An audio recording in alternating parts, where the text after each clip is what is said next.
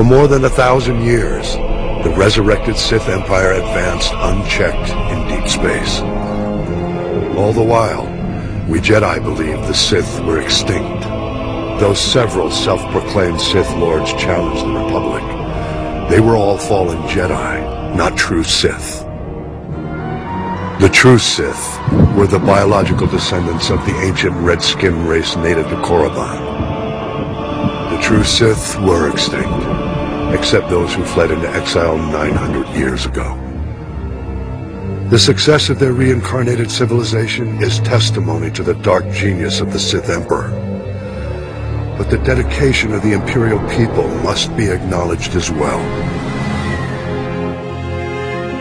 In our brief glimpses into the Empire's secret history, one name stands out: Grand Moff Odile Viken, the founder of the modern Imperial military. As a child, Viken was one of the few hundred survivors who fled the carnage on Korriban at the end of the Great Hyperspace War. To escape their enemies, the Emperor led a small fleet of Sith ships in a hyperspace jump into uncharted regions. The exiled fleet wandered in deep space for many years thereafter. During this time, Viken learned navigation and became one of the fleet's most respected pilots. The survivors finally settled on the jungle world of Dromund Kaas. There the Emperor revealed his vision to build a new civilization of unrivaled efficiency. And he promised his people vengeance. He promised them an empire destined to dominate the galaxy, an empire destined to bring about the Republic's destruction. The Emperor's role in Reconstruction was as visionary alone. He said to have withdrawn into isolation and left the logistics to a newly formed Dark Council and to loyal Imperial leaders like Odile Viken. While the Dark Council debated long-term plans in the Sith power structure, the young Viken took on the monumental task of establishing order. Viken drafted every non-Force user of age into the new Imperial military.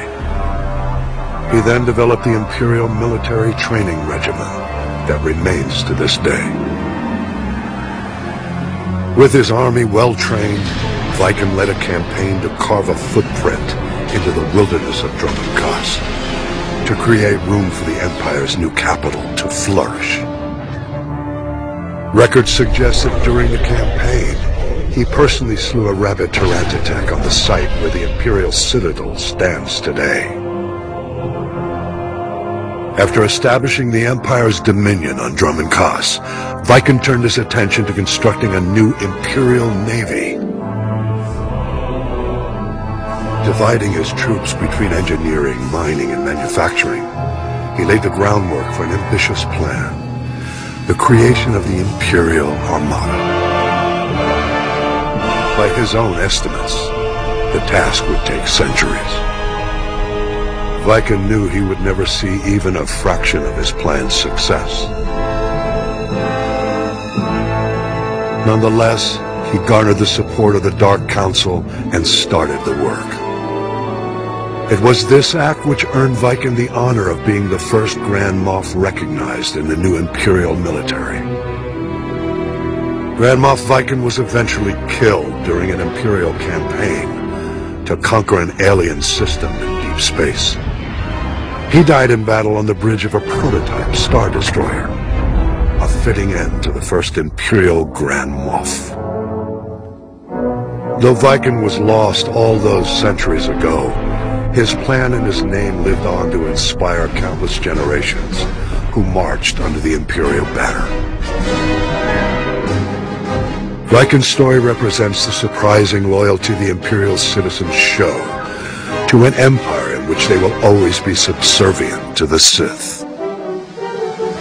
I believe the roots of this loyalty lie in the events of the Great Hyperspace War.